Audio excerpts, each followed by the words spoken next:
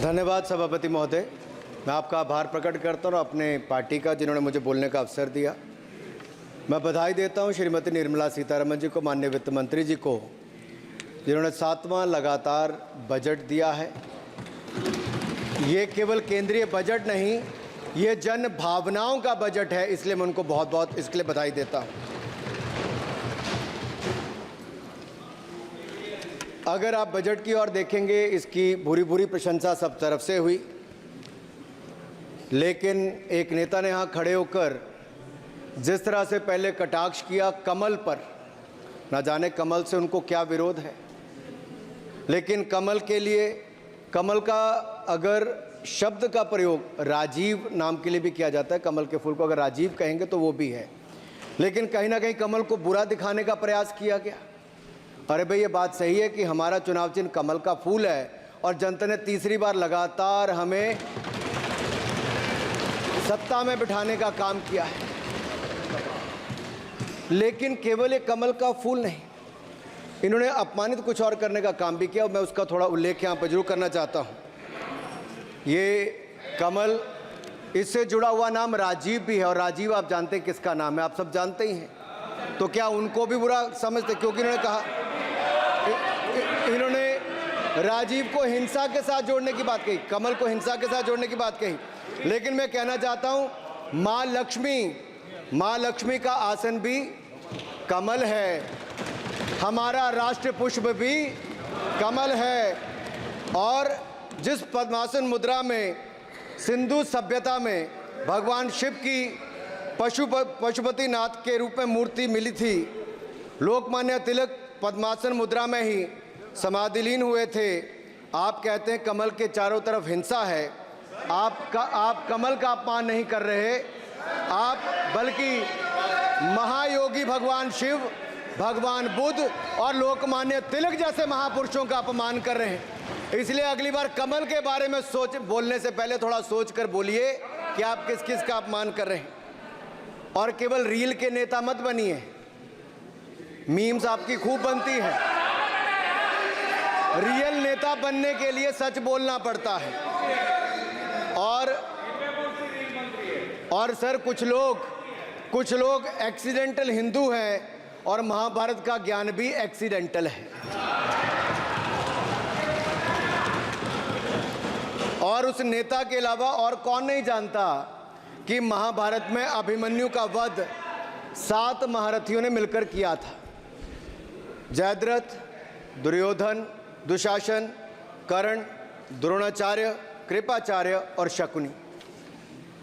लेकिन राहुल जी ने कभी महाभारत, शायद, अब मुझे तो पता नहीं, पढ़ा भी नहीं, पर देखा भी नहीं होगा शायद सर, मुझे लगता है अंकल सैम ने लिख कर दिया होगा, अंकल सोरोस ने लिख के दिया होगा, कहीं से पर्ची बनकर आई होगी और कूल डूड बनने का प्रयास किया होगा। मैं इतना ही कहूँगा, कल जो चक्रव्यूह में फंसाने की बात कर रहे थे, वो कर्ण को करना कह रहे थे, कृपाचार्य जी को कृपचाय बोल रहे थे। चलिए छोड़िए उसको। अध्यक्ष जी, कल तो ऐसा लग रहा था सदन के अंदर महाभारत पर इतना सारा ज्ञान दिया गया कि एक समय ऐसा लगा B.R. चोपड़ा के महाभारत के धारावाहिक का संगीत गूंजने लगा हो। और कहीं ना कहीं उन्होंने एक बार महाभारत पढ़ने के लिए फिर प्रेरित किया। मगर इस बार महाभारत पर मैंने एक नई पुस्तक पढ़ी, जो उनकी पार्टी के विद्वान सांसद, जो इस सदन के सदस्य भी हैं, उन्होंने लिखी है, और उस पुस्तक का नाम है द ग्रेट इंडियन नॉवल।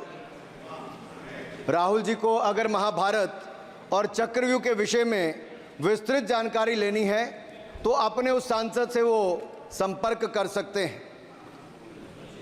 और मैं बताऊंगा, शशि थरूर जी ने, शायद वही राहुल गांधी जी को बता दें या बताएंगे, नहीं तो मैं बता देता हूं कि आपने महाभारत और भारत के स्वतंत्रता संघर्ष को मिलाकर जो उपन्यास लिखा है, उसके पात्र कौन कौन है। इस उपन्यास में धृतराष्ट्र के रूप में किस नेता को दिखाया गया है, कौरव किस पार्टी को कहा गया है, इस उपन्यास में प्रिय दुर्योधनी कौन है। जब राहुल जी को इसका पता चलेगा तो मुझे लगता है कहीं ना कहीं शशि थरूर जी पर कार्रवाई ना हो जाए। लेकिन क्या है साहब, ये लोग तो संविधान दिखाते थे, पढ़ते नहीं थे। मैंने उस दिन पूछ लिया कितने पन्ने होते, तो वो भी नहीं बता पाए। मैंने उसके बाद पूछा कि ये जो आप संविधान की कॉपी लेकर चलते हो, इसका प्रीफेस पढ़ा है, इसका फॉरवर्ड पढ़ा है, इसकी प्रस्तावना किसने की है। के वेणुगोपाल जो सॉलिसिटर जनरल इनकी सरकार के समय भी रहे होंगे, सीनियर एडवोकेट हैं, या गोपाल शंकर नारायण जो सीनियर एडवोकेट हैं, उन्होंने उसकी प्रस्तावना की थी और प्रस्तावना में लिखा था कि कैसा काला अध्याय वो इमरजेंसी का समय था। और ये संविधान जो डॉक्टर BR अंबेडकर जी ने दिया, अगर ये नहीं दिया होता तो आम जनमानस को अपने अधिकारों का पता भी नहीं लगता। लेकिन इन्होंने तो उसको पढ़ा ही नहीं था, लेकिन केवल कॉपी दिखा रहे थे इतने दिनों से साहब। ऐसे ही महाभारत पर भी ऐसी हालत लग रही है। और मुझे लगता है, और नहीं तो गूगल दादा तो थे, इनसे पूछ लेते आप क्या करते हो साहब, साथ में कुछ बताया करो। सर इस उपन्यास के, माननीय सभापति जी, इस उपन्यास के मुताबिक जिस पार्टी के सर्वे सर्वा आप हैं, उस उपन्यास के वही कौरव पार्टी है। मैं अपनी तसल्ली के लिए कुछ पंक्तियों को यहां उद्धृत कर देता हूं। मैं कोट कर रहा हूं सर, पेज नंबर 245 से।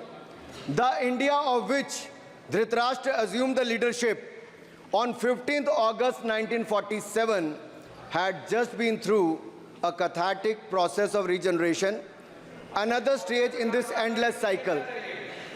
अब 15 अगस्त 1947 को प्रधानमंत्री के रूप में मोदी जी तो नहीं थे, और ये कह रहे हैं कि जिन्होंने 15 अगस्त 1947 को उस समय वो सत्ता ली थी, वो धृतराष्ट्र थे। तो धृतराष्ट्र किसको कहा गया? धृतराष्ट्र को किसको कहा गया? अब आपने मुझे बांध रखा है। कल स्पीकर ने कहा है, स्पीकर महोदय ने कहा कि उस समय के लोगों का नाम नहीं लेना। तो प्रथम प्रधानमंत्री जी को धृतराष्ट्र मैंने नहीं कहा, इनके अपने ही सांसद ने अपने ग्रेट इंडियन नॉवल में कहा है। शशि थरूर जी कहाँ हैं? कहीं छिप तो नहीं गए? आज शो कॉज हो सकता है। फिर देखिए प्रिय दुर्योधनी और धृतराष्ट्र के विषय में क्या लिखा है। I quote from page 293। In Delhi, blind Dhritarashtra ruled with Priya Duryodhani by his side, and he pledged the nation not so much to the gas and hot water of his Fabian preceptors, but to smoke and steam of the modern industrial revolution their ancestors had denied this country. Sir ये सबको पता है कि इस देश के एकमात्र Fabian Samajwadi कौन थे, और ये फैबियन समाजवादी कौन थे उसके बारे में किसी और ने नहीं, आपके ही सांसद ने लिखा है। अरे वाह, इसमें तो आगे इमरजेंसी की चर्चा भी है, और जिसे इंदिरा गांधी जी ने थोपा था। और इमरजेंसी के लिए उपयोग किया है। सौगत दादा, you are not Shashi Tharoor, please. ये देश इनकी यातनाओं का सर भुगत भोगी रहा इमरजेंसी के समय, और वो काला खंड, वो काला अध्याय वो देश कभी भूल नहीं पाएगा, जिसने देश के लोगों को कठिन शब्द इमरजेंसी के बारे में भी बताया। सर तो हम चर्चा कर रहे थे द ग्रेट इंडियन नॉवल के अध्याय 7th बुक की, जिसमें प्रिय दुर्योधनी और उनके प्रिय पात्र शकुनी शंकर डे देश में आपातकाल लगाने की योजना बना रहे थे। सर मैं पढ़ता हूं कि शकुनी ने क्या कहा। I quote, What you could do now is to declare an internal siege, a grave threat to the stability and security of the nation from internal disruption. जिस बुक को आप कोट कर रहे हैं, उस बुक को आप सबमिट कर दीजिए। मैं कर दूंगा साहब, एक कॉपी आपको भी भिजवा दूंगा साहब, एक टेबल पे भी रख दूंगा। So what you could do now is to declare an internal seize, a grave threat to the stability and security of the nation from internal disruption. No one has ever defined the permissible procedures under an internal seize, which leaves it to more or less up to us to define them. Shakuni added. And the next, sir, from page 366, I quote, not to mention censorship of the press. Press hai? Not to mention censorship of the press, which is nowhere explicitly ruled out in the Constitution. Suspension of certain fundamental rights, free speech, assembly, and that sort of things, and measures to put up the judiciary in their place, said Shakuni. Kindly sit down. Sir, Kindly sit down. ये किसी और ने नहीं, और मैं कहना चाहता हूं सर, माननीय अनुराग जी, एक किताब गौरव जी को भी भिजवा दीजिएगा। मैं खरीदेंगे सर, मैं कॉपी गौरव जी को भिजवा दूंगा सर। सर, इसमें जिनकी मैं बात कर रहा हूं वो हमारे उस समय की, सर उस समय की प्रधानमंत्री थी जिन्होंने इमरजेंसी लगाई थी। एक नेता की स्वर्गीय दादी जी भी हैं, और मैं उनके नाम के आगे प्रियदर्शिनी भी लिखा जाता था, और उन्होंने इमरजेंसी लगाई थी। लेकिन माननीय सभापति जी, मैं कहना चाहता हूं, दुशासन और दुर्योधन दोनों बहुत ही दुष्ट और बदमाश हो सकते थे, लेकिन उन्होंने भी कभी इमरजेंसी नहीं लगाई थी। दुशासन और दुर्योधन दुष्ट भी हो सकते हैं, दुश्मन भी हो सकते हैं, बदमाश भी हो सकते हैं, लेकिन उन्होंने भी इमरजेंसी नहीं लगाई थी। सर, पूरे उपन्यास में 74 बार कौरव और कौरव पार्टी की चर्चा हुई, हर एक में कांग्रेस का चरित्र झलकता है। राहुल जी सदन में हजारों साल पूर्व हुए महाभारत की कहानी सुना रहे थे, मगर उनकी अपनी पार्टी के पढ़े लिखे एक विद्वान पूर्व मंत्री और सांसद आज के महाभारत की कहानी लिखते हुए बताते हैं कि कौन कौरव था, कौन शकुनी था, कौन धृतराष्ट्र था, कौन दुशासन था, कौन दुर्योधन था, कौन कर्ण था। जरूर पढ़िएगा, सबके किरदार उसी में मिलने वाले हैं। और शायद जिस समय शशि थरूर जी लिख रहे थे, उस समय आपका टैलेंट इनको पता नहीं था, नहीं तो 100 पन्ने तो आप पे ही लिख देते साहब। आप चाहते कार्रवाई हो जाए। माननीय सभापति जी,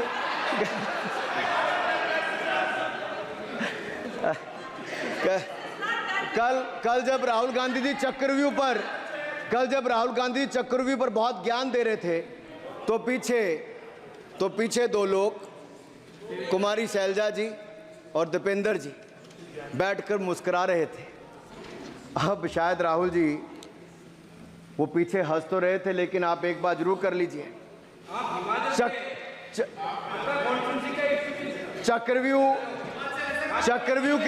चक्रव्यूह के परिप्रेक्ष्य में इन दोनों से बेहतर कौन बता सकता है हरियाणा के चुनाव आने वाले हैं। जान लीजिए कि कौन शकुनी है और कौन अभिमन्यु है, नहीं तो बहुत देर हो जाएगी। आपको एक और सुझाव है, और मैं इतना जरूर कहूंगा, आपने तो कई सारे चक्रव्यूह बनाने का काम किया सर, और जब उस समय किशोर अभिमन्यु पर कौरवों ने युद्ध नीति के विपरीत जाकर प्रहार किया था, तो मैं कुछ कहना चाहता हूं।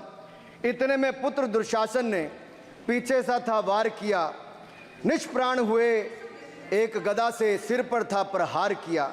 मां धरती की गोद में वह आंख मूंद कर सो गया, अंबर का तेजस्वी तारा धूमकेतु सा खो गया। लेकिन कोई तारे का तेज फीका नहीं कर सकता, वीर गति पाकर अमर हुआ हो कभी नहीं मर सकता है। पुत्र सुभद्रा कुरुक्षेत्र में जिसकी अमर कहानी थी, 9 माह में सीखी विद्या जब 16 साल जवानी थी। अब उस अभिमन्यु को, जिसने सारे चक्रव्यूह को तोड़ने का काम किया, मैं इतना ही कहूंगा, चक्रव्यूह का प्रसंग छेड़कर आपने अच्छा किया। इस देश ने बहुत सारे चक्रव्यूह देखे, कांग्रेस का चक्रव्यूह सर, इसके 7 किरदार मैं बताता हूं सर। पहला कांग्रेस, सर नाम लेने के लिए मना किया, मैं दूसरी तरह से बोलता हूं। पहला कांग्रेस, दूसरे पहले प्रधानमंत्री NG, फिर तीसरा किरदार आईजी पूर्व प्रधानमंत्री, चौथा RG1 उस समय के प्रधानमंत्री, पांचवा SG, छठवां RG2 और सातवां आप सब जानते ही हैं। आप समझदार हैं, समझ गए होंगे।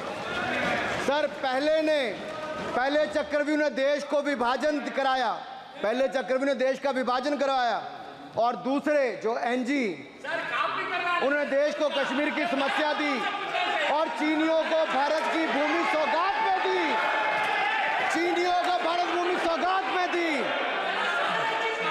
सर तीसरे चक्रव्यूह आईजी ने, पूर्व प्रधानमंत्री आईजी ने देश को आपातकाल दिया, इमरजेंसी दी और पंजाब में अशांति दी। चौथे जो RG1 है, RG1 ने बोफोर्स दिया और सिखों का निस्सहार किया।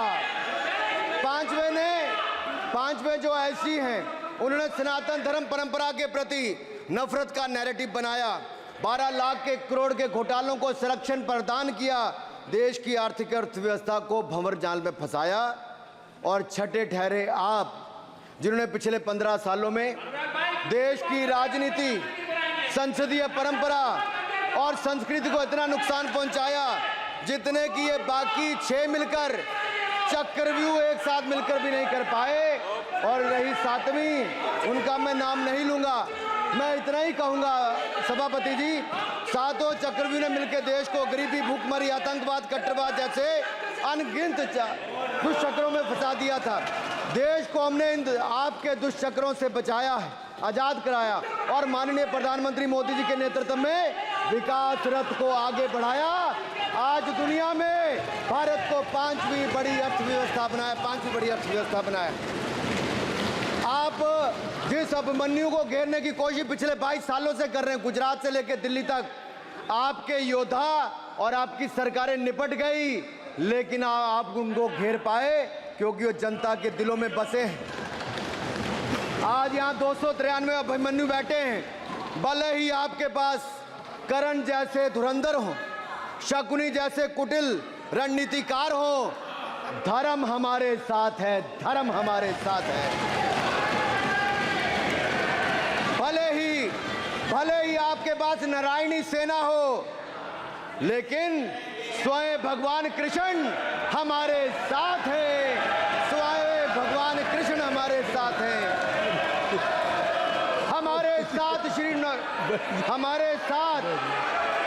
हमारे साथ श्री रघुनाथ तो किस बात की चिंता शरण में दिखाया। माननीय सभापति जी, हमारे साथ श्री रघुनाथ तो किस बात की चिंता शरण में रख दिया जब मात, तो किस बात की चिंता। हमारे साथ तो जनता रूपी रघुनाथ है और आगे भी रहने वाला है। आप देखिए, ये कल से हलवा बांटने की बात कर रहे थे। अध्यक्ष महोदय कांग्रेसियों के कंधे पर सवार होकर सैर करते हैं, जैसे मदारी के कंधे। सर इसको देखिए, माननीय आप असत्य कहें, हम कार्रवाई का हिस्सा नहीं है। असत्य कहें। माननीय सभापति जी, I have already given ruling, mister Venugopal ji, I have given ruling. Please. माननीय सभापति, असत्य के पैर नहीं होते, असत्य के पैर नहीं होते, और ये असत्य अक्सर कांग्रेसियों के कंधे पर सवार होकर सैर करता है। जैसे मदारी के कंधे पर बंदर होता है, वैसे ही राहुल जी के कंधे पर दल होता है। जैसे मदारी के कंधे पर बंदर होता है, वैसे ही राहुल जी के कंधे पर बंडल होता है, जिसे वो रोज यहाँ परोसते हैं। ये बजट पर, सदन पर। माननीय सभापति जी, जिस व्यक्ति को बजट निर्माण की प्रक्रिया का पता ना हो, संसदीय कार्य में रुचि ना हो, मात्र अध्यादेश को फाड़ने का काम किया हो, उससे क्या अपेक्षा की जा सकती है। मैं पूछना चाहता हूँ, हलवा किसको मिला? मैं पूछता हूँ, हलवा किसको मिला? राहुल जी बताइए, हलवे की बात की थी, जीप घोटाले का हलवा किसने खाया? वो फोर्स घोटाले का हलवा किसने खाया? अंतरिक्ष देवास घोटाले का हलवा किसने खाया? नेशनल हेराल्ड के घोटाले का हलवा किसने खाया? सबमरीन घोटाले का हलवा किसने खाया? अगस्ता वेस्टलैंड घोटाले का हलवा किसने खाया? 2G स्कैम हलवा किसने खाया? कॉमनवेल्थ स्कैम का हलवा किसने खाया? कोयला घोटाले का हलवा किसने खाया? वाल्मीकि योजना घोटाले का हलवा किसने खाया? चारा घोटाले का हलवा किसने खाया? यूरिया स्कैम का हलवा किसने खाया? राहुल जी, हलवा मीठा था या फीका? माननीय सभापति जी, कुछ लोग ओबीसी की बात करते हैं। मैं ये कहता हूं, इनके लिए ओबीसी है। गौरव सुनिए, गौरव बड़ा इंपॉर्टेंट है। आप kindly address to the chair. माननीय सर, इनके लिए ओबीसी का मतलब है only for brother in law commission, only for brother in law commission. और only for brother in law commission के लिए काम करने वाली पार्टी अदर बैकवर्ड कास्ट की बात करती है तो आर्नी को भी पंखे के साथ लटकर आत्महत्या कर लेनी चाहिए। मतलब जिस पार्टी ने अपने पार्टी के अध्यक्ष जो एक पिछड़े वंचित समाज से आते थे, उनको धोती से खींचकर पार्टी से बाहर निकाल दिया हो, उसके शहजादे हमें ज्ञान बांट रहे। अरे साहब, इनको पहले तो एलओपी का मतलब समझना पड़ेगा। ये लीडर ऑफ प्रोपेगेंडा नहीं, लीडर ऑफ ऑपोजिशन है। इसका मतलब लीडर ऑफ ऑपोजिशन है। On behalf of Sir, ये लीडर kindly listen me. माननीय अध्यक्ष जी, माननीय अध्यक्ष जी, मैं जवाब आपको दे रहा हूँ। माननीय सभापति जी, माननीय मंत्री जी, एक मिनट चुप है। सुनिए, माननीय गौरव जी, आप या माननीय सदस्य जो कह रहे हैं, मैं समझता हूं कि माननीय राहुल जी एलओपी, उन्होंने भी बात कही सरकार पे या सरकार के मंत्रियों के लिए नाम लिया, तो उसका जवाब अगर वो दे रहे हैं, अनपार्लियामेंट्री वर्ड जो होगा उसको मैं स्पंज करता हूँ। मैं अनपार्लियामेंट्री अनुराग ठाकुर जी। सर, माननीय अध्यक्ष जी, माननीय सभापति जी, आप देखिए, मैं इतना ही कहना चाहता हूं कि अब बंद कर दें, क्योंकि एलओपी का मतलब लीडर ऑफ प्रोपेगेंडा नहीं, लीडर ऑफ ऑपोजिशन होता है। अब संधि है, ठीक है, असत्य निराधार। जी सर, जी उसके ठीक है, निराधार है सर। ओबीसी की बात, जनगणना की बात बहुत की जाती है। माननीय सभापति जी, जिसकी जात का पता नहीं वो गणना की बात करता है।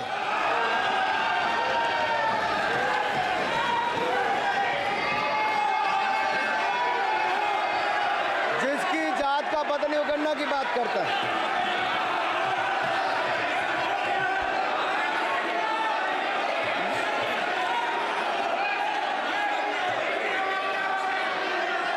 माननीय सभापति जी,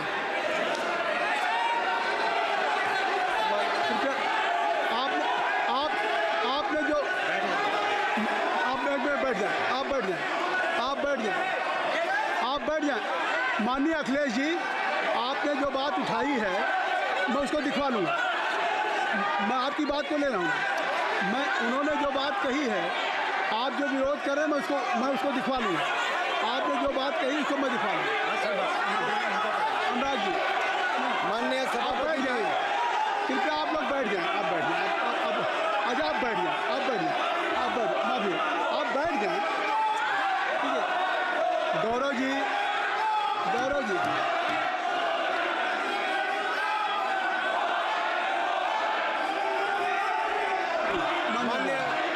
माननीय सभापति जी, मैं आपको याद कराना चाहता हूँ, इसी सदन में एक पूर्व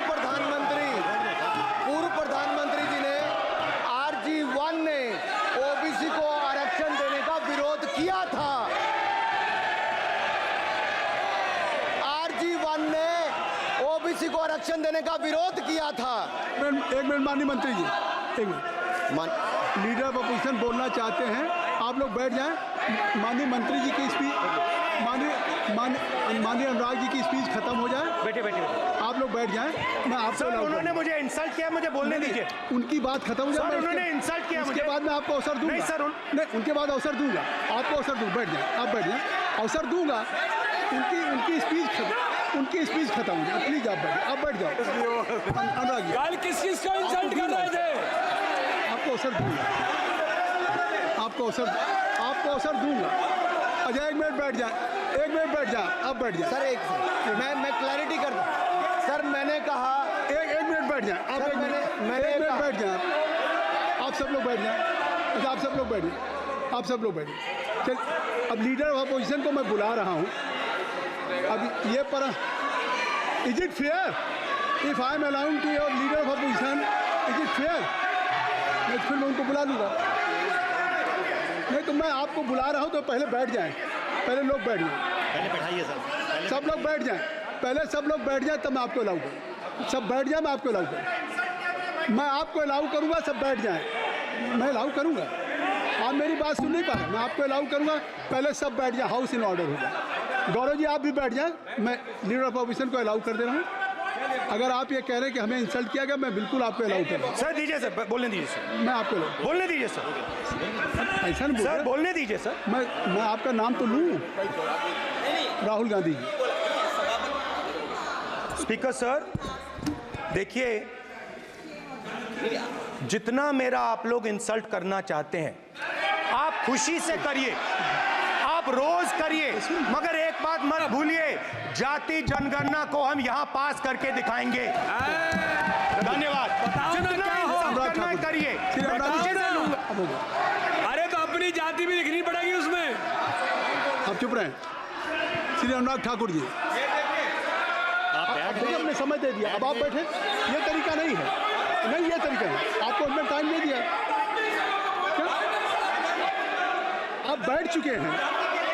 आप बैठ चुके, ये नहीं आप बैठ चुके। श्री अनुराग ठाकुर जी, सर मुझे लगता था कि इनको भाषण देने से पहले पर्ची आती होगी। हमने आपको लेकिन हर बार इंटरवेंशन के लिए पर्ची आती है अपने बलबूते पर। सर उधार की बुद्धि से राजनीति नहीं चलती है। उधार की बुद्धि से राजनीति नहीं चलती है। यहाँ पर्ची लेने से काम नहीं चलता है। आप बोल के हटते हो, फिर पर्ची आती, फिर बोलते हो। ऐसे कैसे चलता है? माननीय अध्यक्ष जी, माननीय सभापति जी, एक minute. I am not yielding sir, I am not yielding sir. बिठा के आपको बिठाया बोला है, अब मैं नहीं करूँगा। मैंने आपको अनुराग ठाकुर जी को बिठा के आपको मैंने समय दिया, तो अब अनुराग ठाकुर जी बोलेंगे। चलिए सर मैं इतना ही कहूंगा, उधार की बुद्धि से राजनीति नहीं चलती है। आजकल कुछ लोगों पर जातिगत जनगणना का भूत सवार है सर। लेकिन मैं इतना कहूंगा सर मैंने क्या कहा था सर माननीय सभापति जी, मैं गंभीर बात कर रहा हूं, ये नहीं सुन रहे हैं। मैंने कहा था जिस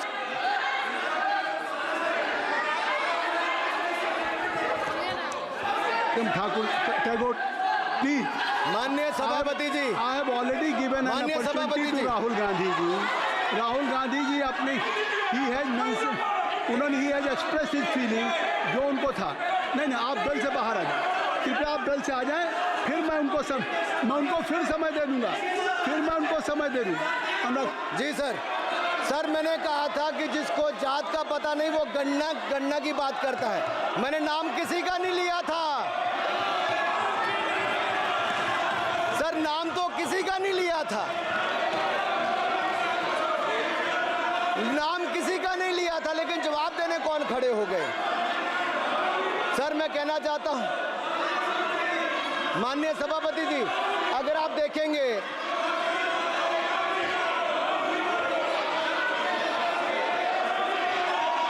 मैंने अनुराग जी को बिठा के मैंने माननीय राहुल गांधी को समय दिया, मैंने अनुराग ठाकुर जी को बिठा के, तो कृपया आप लोग जब एलओपी को टाइम मिल गया तो आप सदन में व्यवधान अब फिर बोलना चाहते हैं, आप खड़े हो जाइए। आप फिर बोलना चाहते हैं, खड़े हो जाइए। चलिए खड़े हो जाइए। आप लोग जाइए बिल से बाहर। LOP please, LOP I am giving. तो आप बेल से तो जाइए। सर स्पीकर सर अगर मैं आपके एलओपी को टाइम दे रहा हूं तो आप ये क्या मतलब है? माफी मांगे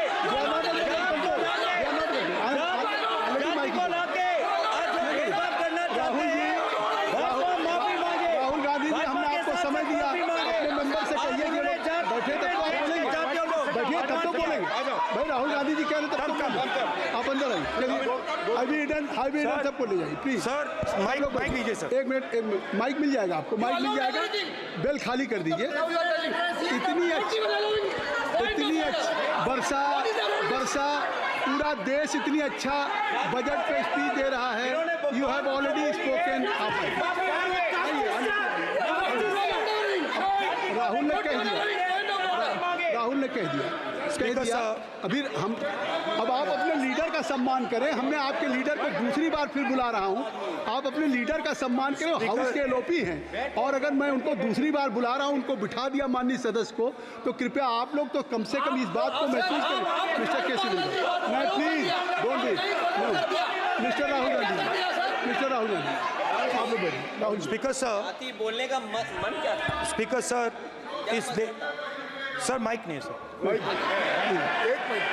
माइक यहाँ से नहीं जाता। स्पीकर सर, मैं नाम जो ले भी लूँगा, माइक आ जाएगा। स्पीकर सर, जो भी इस देश में दलितों की, आदिवासियों की, पिछड़ों की बात उठाता है, जो भी उनके लिए लड़ता है, उसको गाली खाना ही पड़ता है।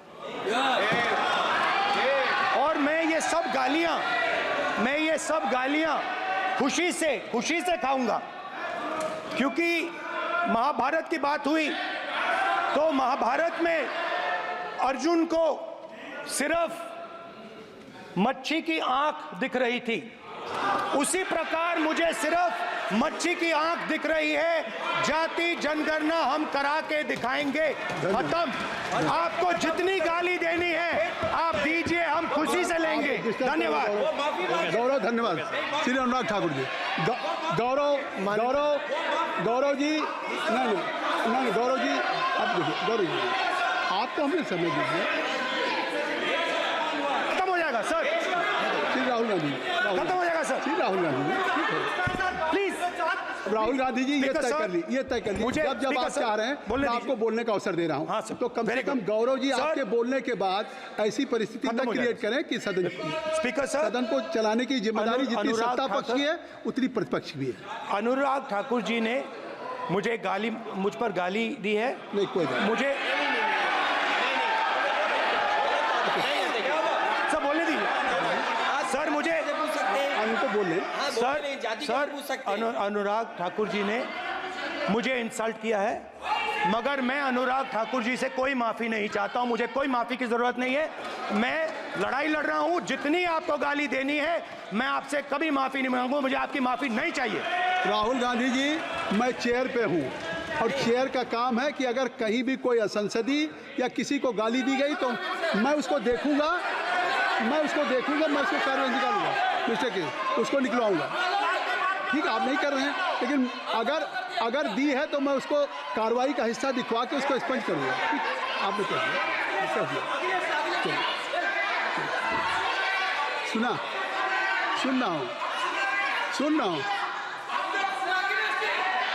रहा हूँ मैं श्री अनुराग ठाकुर जी, माननीय सभापति जी, अखिलेश यादव जी, बैठ जाए। श्री अखिलेश महोदय, सभापति महोदय, मैं केवल इतना, सभापति महोदय, स्वागत है।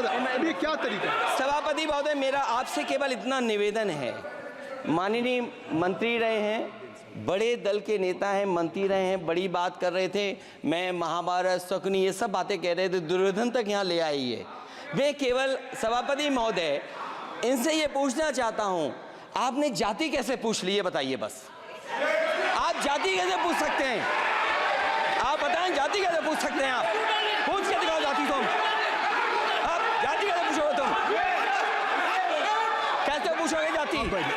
आप बैठ नहीं, जाति नहीं पूछ सकते आप। आपने कह दिया ना। अब आप हमारी जाति नहीं पूछ सकते। आप हमारी व्यवस्था सुन लें, आप मेरी व्यवस्था सुन लें।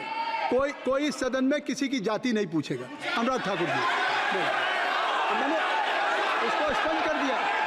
नहीं, श्री अनुराग ठाकुर जी। माननीय सभापति जी, बात आ गई। अब माननीय सभापति जी, उस समय के प्रधानमंत्री स्वर्गीय आरजी वान जी ने यही कहा था कि ओबीसी के आरक्षण का विरोध करता हूं। ये तो सदन में है।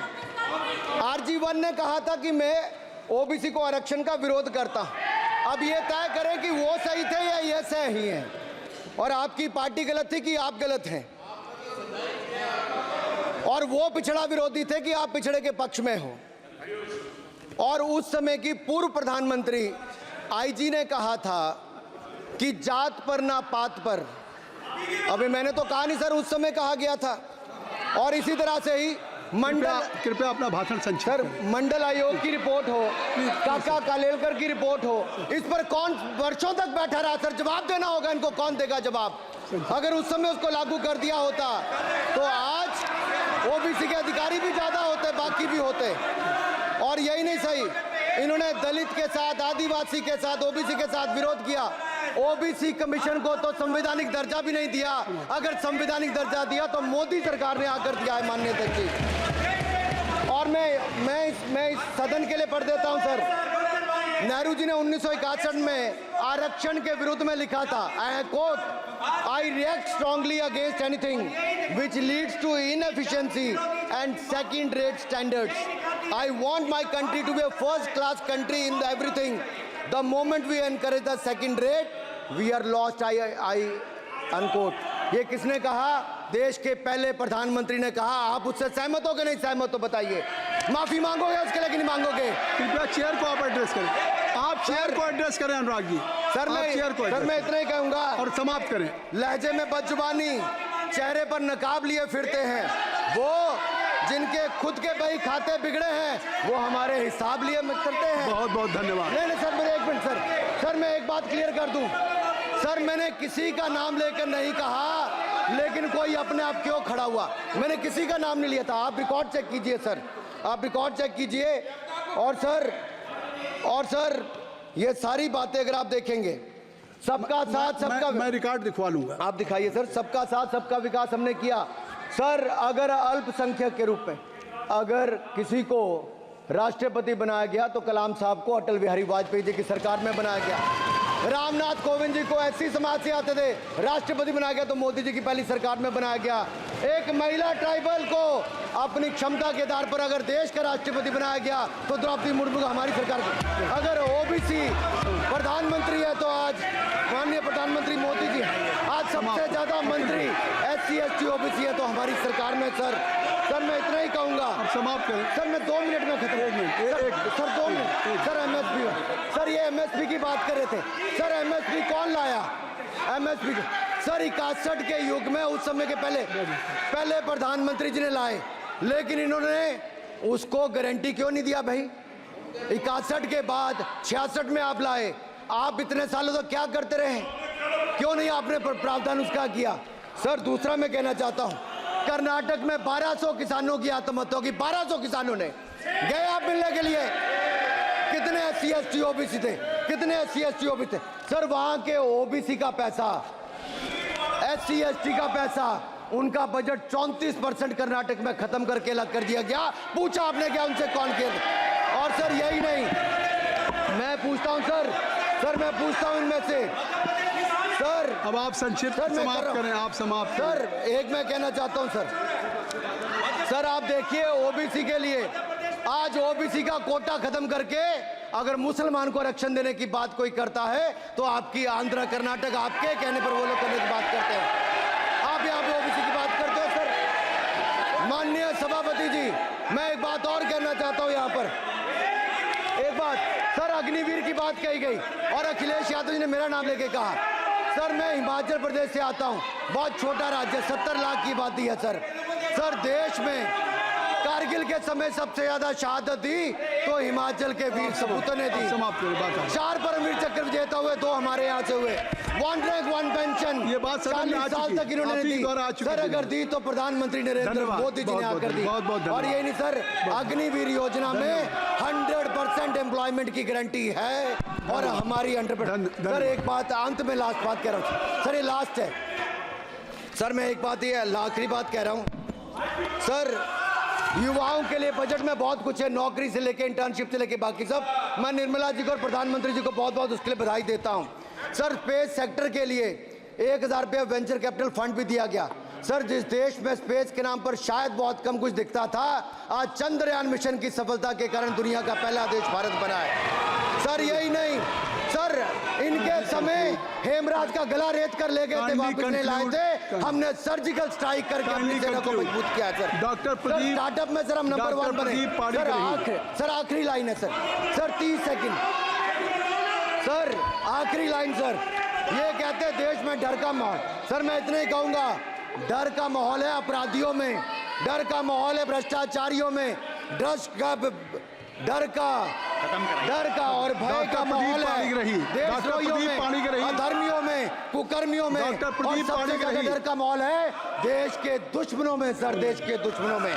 सर, अंत में मैं इतना ही कहूंगा कि माननीय निर्मला जी ने 7वां बजट तो लाए, ये जन भावनाओं का बजट है जिसका पूरा सदन पूरी प्रशंसा करता है, और इनको माननीय प्रधानमंत्री जी को बहुत बहुत बधाई और साधुवाद। Doctor Pradeep Panigrahi, doctor Pradeep Panigrahi, doctor Pradeep क्या कहना चाहते हैं? शशि थरूर जी। Rule 353. Mr. Premchandran ji. He has not. He cannot take my I'm name not repeatedly mentioning without notice. No. I have given whatever you wanted to raise. Already LOP has raised the issue. Akhilesh Yadav ji has raised. No point of order.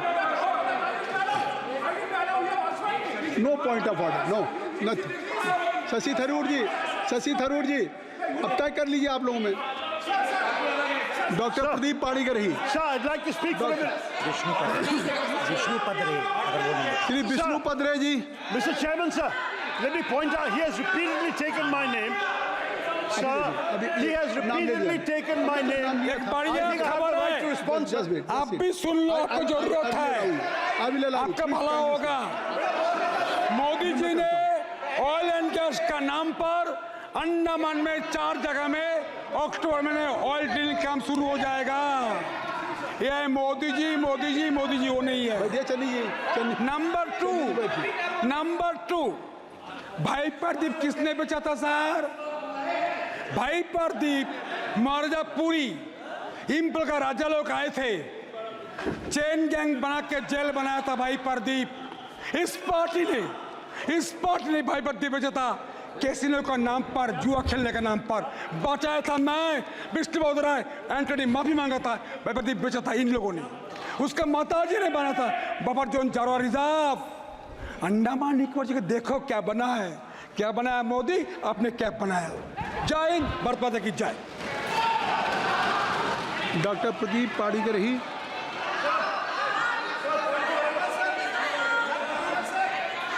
Sir, क्या चाहिए बताइए, क्या चाहिए sir? नहीं, क्या चाहिए? पाणिग्राही नहीं है तो छोड़ दीजिए, महामंत्री को खड़ा करते हैं ना, फिर और क्या? मंत्री जी को बुला लीजिए। शशि थरूर जी। लो सुन लो सर, ये 353 allegation. Sir, I just want to point out, sir, that under rule 353, the honourable member has no business taking my name repeatedly without providing notice, sir. And the notice was not given.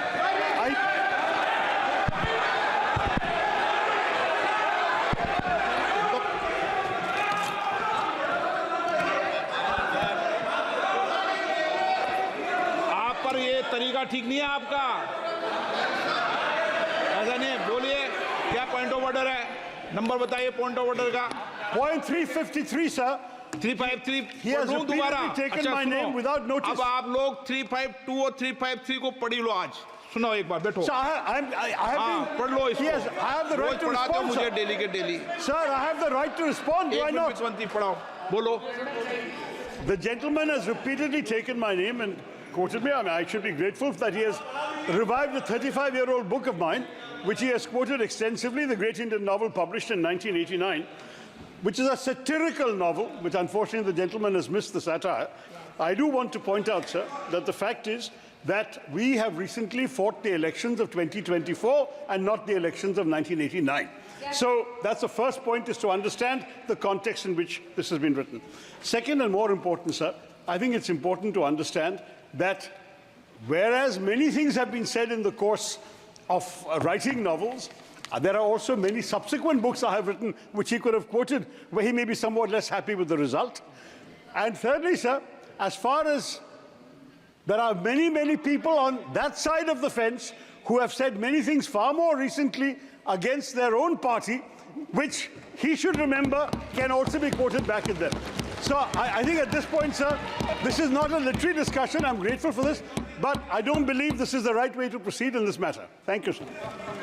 Sir अगली बार नए novel का इस्तेमाल कर लेंगे sir. सारे सदन को रोज सदन में इस किताब को उठाते हो आप, और रोज एक कानून उठाते हो 352, 353 बाइबल है। तो ये दो बाइबल के दो अंश आज मैं पढ़ के सुनाता हूँ पूरे सदन को इस बाइबल।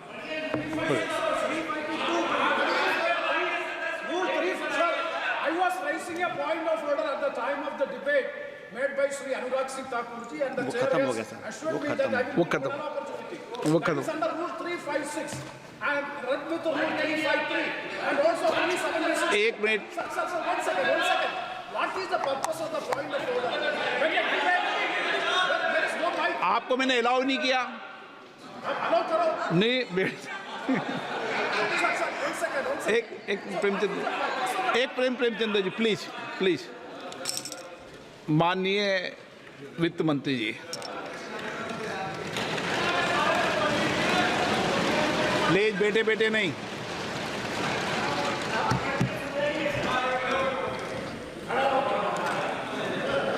Sir, thank you.